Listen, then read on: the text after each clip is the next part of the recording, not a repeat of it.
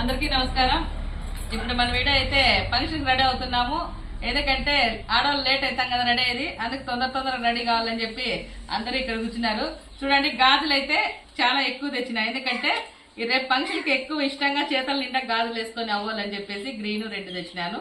ఇవి రెండు అయితే మన పిల్లలకు అమ్మజానికి, అమృతకు. ఇంక ఇవన్నీ అయితే అవ్వలకు వీళ్ళకే అవ్వలకే ఎక్కువ.